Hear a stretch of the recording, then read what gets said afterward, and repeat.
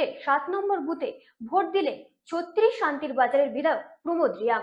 ভোটের পর তিনি জানান, শান্তিপূর্ণভাবে চলছে ভোট গ্রহণ, তবে দু একটি ছোটখাটো ঘটনা ঘটেছে। পুলিশ দ্রুত ব্যবস্থা নিয়েছে বলে জানান তিনি।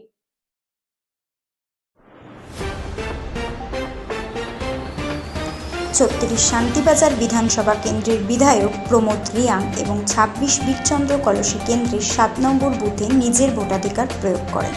ভোট দেওয়ার পর তিনি জানান যে নির্বাচন অত্যন্ত শান্তিপূর্ণভাবে সম্পন্ন করা গেছে। দু একটি বিচ্ছিন্ন ঘটনার খবর পাওয়া গেলেও পুলিশ দ্রুত পদক্ষেপ নিচ্ছে এবং দোষীদের বিরুদ্ধে কঠোর শাস্তির ব্যবস্থা নেওয়া হচ্ছে।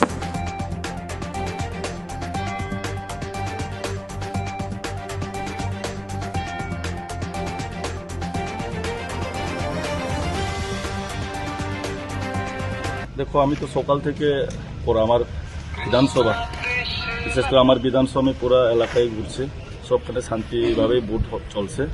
কোনোখানে ভোট রিগিং বা ভোট ক্যাপচারিং এইভাবে কোনোখানে দেখা নাই বা হয়নি। কিন্তু কোনো জায়গাতে ত্রিপুরা মথার পোলা পান্ডা 4-5টা গাড়ি নিয়ে, মানে দলে দলে নিয়ে এখান থেকে ওই ভোট থেকে ওই ভোট, এইভাবেই এরা কিছু ষড়যন্ত্র করছে। বাকি সব ঠিক আছে। কোনো জায়গাতে মানে একটা জায়গাতে শুনছি ইনসিডেন্ট একটা হয়েছে, ওইটাই এতটুকু। নাহলে আমার পুরো শান্তিবাজার বিধানসভা একদম পিসফুল। কোনোখানে এরকম ভোট ক্যাপচারিং থেকে শুরু করে মারপিট থেকে শুরু করে কোনো জায়গা নেই। ভোটারদের কেমন সাড়া দেখলেন সারাদিন? যেখানে দেখছি আমি সবাই তো হাসি খুশি সবাই ভোট দিল। এখন ভোট কাকে দিব ওইটাই প্রশ্ন, কিন্তু সবাই ভোট দেওয়ার সুযোগ পেয়েছে। আর সবাই ভোট মানে হাসি খুশি একটা একদিকে পরক আর একদিকে এটাও একটা ফেস্টিভ্যাল টাইপে সবাই গিয়ে ভোট দিয়েছে। সঞ্জীব আলোচনা এলাকাতে আমি শুনেছি, কিন্তু এখনো অ্যাকচুয়ালি এটা কি নিয়ে হয়েছে আমি জানি না, কিন্তু আমি দেখতে কি হচ্ছে।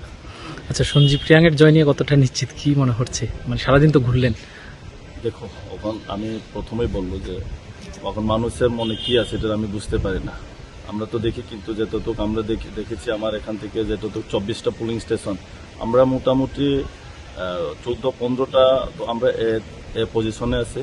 বাকি যেটা বি আছে 50-50 আছে, আর সি 2-3টা আছে, সি গ্রুপ। তো সব মিলে আমরা 2,500 ভোটে আমরা লিড করবো। আমি বেশিও বলতাম না। ব্যুরো রিপোর্ট, রাত দিন নিউজ নেটওয়ার্ক।